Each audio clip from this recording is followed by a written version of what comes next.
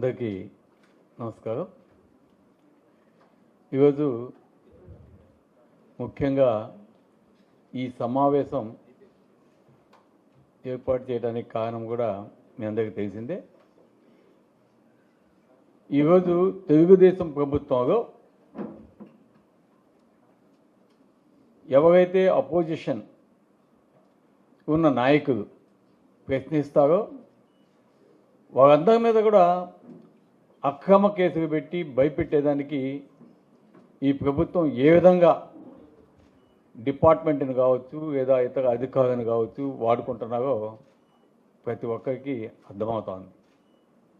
అందులో భాగంగానే గతంలో అయితే వంశీ గారిని కావచ్చు, పోసాని కృష్ణమూర్తి గారిని కావచ్చు, అదేవిధంగా ఈరోజు మన జిల్లా అధ్యక్షుడు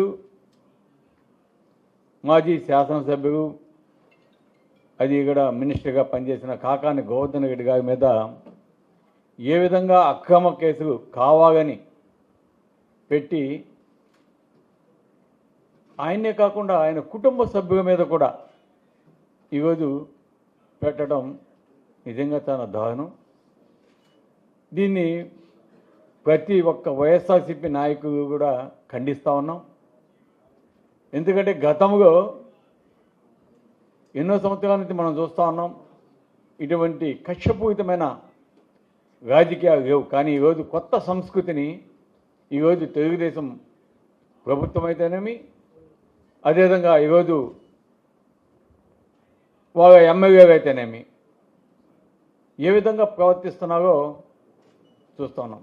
ఎందుకంటే దీని అంతటి కూడా కారణం ఒక నాయకుడు గౌరవ ముఖ్యమంత్రి చంద్రబాబు నాయుడు గారి కుమారుడు రెడ్ బుక్ రాజ్యాంగం అని చెప్పి ఈరోజు రాష్ట్రంలో నిజంగా శాంతి భద్రత లేకుండా చేయటం గతంలో ఎప్పుడు తోడుగా ఈరోజు మనం చూస్తూ ఉన్నాం. ఈ విధంగా భయపెట్టినందువల్ల వైఎస్ఆర్ కాంగ్రెస్ పార్టీ నాయకులు కానీ కార్యకర్తలు కానీ అదేవిధంగా మాజీ కావచ్చు, ప్రజెంట్ ఉన్న శాసనసభ్యులైతే, అదేవిధంగా ఎమ్మెల్సీ అయితే ఎవరు కూడా మేమంతా కూడా భయపడే పరిస్థితి అయితే లేదు. ఈరోజు దేనికైనా మేమంతా కూడా సిద్ధం.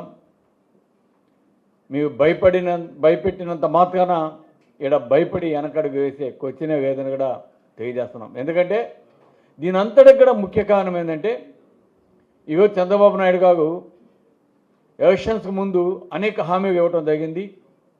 సూపర్ 6 అన్నాడు, ఇంకా ఏవేవో చెప్పడం జరిగింది.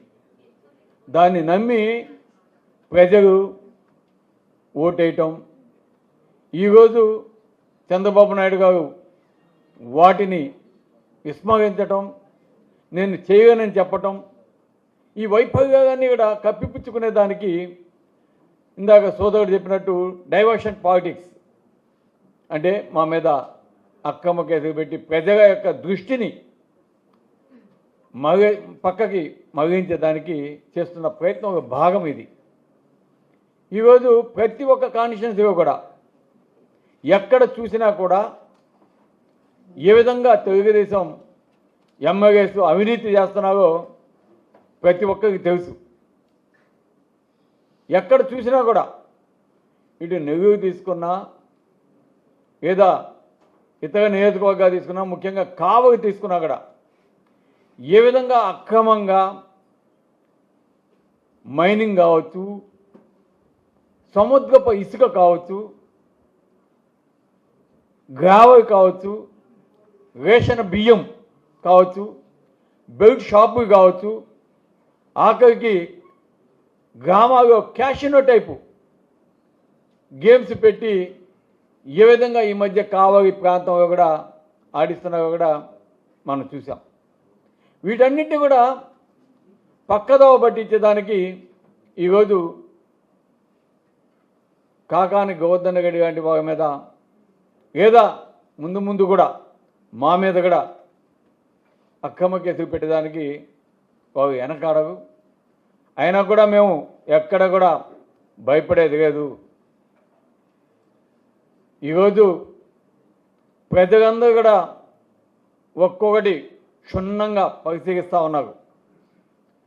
తెలుగుదేశంకి ఓటేసి తప్పు చేశాం, తెలుగుదేశం ఇచ్చిన హామీలు నమ్మి జగన్మోహన్ రెడ్డి గారికి అన్యాయం చేశాం అని ఈరోజు పేద ప్రజలు ఏ విధంగా పశ్చాత్తాపడుతున్నారో అర్థమవుతోంది గ్రామాలకు పోతే. కాబట్టి ప్రజలు అంత అమాయకులు కాదు. తప్పకుండా రాబోయే ముందు రోజుల్లో, ఎందుకంటే ఎంతో దూరం లేదు, ఆల్రెడీ 1 year అయిపోవచ్చింది. ఇంకా 2027 కావచ్చు లేదా 28 కావచ్చు, జమిలి ఎన్నికలు కూడా వచ్చేదానికి అవకాశాలు ఉన్నాయి. కాబట్టి ప్రజలు తప్పకుండా ఎదురు చూస్తున్నారు. మగ ఎప్పుడు ఈ కూటమి మళ్ళీ పోటీ చేస్తుందా, అప్పుడు తగిన బుద్ధి చెప్పి జగనన్నకి మళ్ళీ న్యాయం మనం చేద్దాం అనే ఒక పట్టుదలతో ఈరోజు ప్రజలంతా అక్కడ ఉన్నారు. కాబట్టి ఈరోజు మీరు చేస్తున్నవి మీకు మళ్ళీ రిపీట్ అవుతాయి, గుర్తుపెట్టుకోండి. ఈరోజు మీరు ఎంత ఇబ్బంది పెడితే దానికి తగిన పరిహారంగా అధికారులకి, ముఖ్యంగా అదేవిధంగా నాయకుడికి కూడా మేము చెప్తా ఉన్నాం, అల్టిమేటం ఇస్తూ ఉన్నాం. తప్పకుండా అనుభవిస్తారు. జగన్మోహన్ రెడ్డి గారు మొన్నగడ చెప్పారు, ఎవరైతే తెలుగుదేశం పార్టీకి తుత్తుగా వ్యవహరించి ఈ విధంగా చేస్తున్నారో అధికారులు, వారందరినీ కూడా రాబోయే ముందు రోజుల్లో మీరు ఏ విధంగా ఇబ్బంది పడతారో, ఏ విధంగా ఇబ్బందికి గురి చేస్తారో ఇవన్నీ కూడా గుర్తుపెట్టుకోవాల్సింది కానీ కూడా చెప్పున్నాయి. కాబట్టి అధికారులు అయితే మీరు ఇప్పుడున్న ప్రభుత్వానికి భయపడో లేదా మీరు అభిమానంగా ఈరోజు మా నాయకుడు కార్యకర్త మీద ఏ విధంగా దొంగ కేసులు, తప్పుడు కేసులు, భయపెట్టాలని చూడటం, ఇవన్నీ చేస్తే రాబోయే ముందు రోజు అవి మీకు శాపాలుగా మారుతాయి. కాబట్టి ఇప్పటికన్నా అటువంటి మానుకొని మీరు ప్రభుత్వానికి ఇక్కడ చెప్పేది ఒకటే, మీకు అవకాశం ఇచ్చారు ప్రజలు, 164 సీట్లతోటి మీకు అవకాశం ఇచ్చారు. దాన్ని సద్వినియోగం చేసుకోండి, మంచి పనులు చేయండి, ప్రజలు మంచి పేరు తెచ్చుకోండి. మేము ఇవ్వడం కాదనం, కానీ దాన్ని దుర్వినియోగం చేస్తూ మీకు ఈ విధంగా కక్ష సాధింపు దిగితే మాత్రం తప్పకుండా రాబోయే ముందు రోజు మీరు కూడా అనుభవించాల్సి వస్తుందని కూడా తెలియజేస్తున్నాం. ఈరోజు మేమంతా కూడా తప్పకుండా కాకాని గోవర్ధన్ అన్న మీద పెట్టిన తప్పుడు కేసులకి మేమంతా కూడా ఆక్షేపణ తెలియజేస్తున్నాం. ఇటువంటి మానుకోవాలని చెప్తున్నాం. అన్నకి అండగా ఉంటాం, దేనికైనా మేము సిద్ధంగా ఉంటామని మీ అందరికీ తెలియజేసేదానికి ఈరోజు ఈ ప్రెస్ మీట్ కూడా పెట్టడం జరిగిందని తెలియజేస్తూ సెలవు తీసుకున్నాం. Thank you.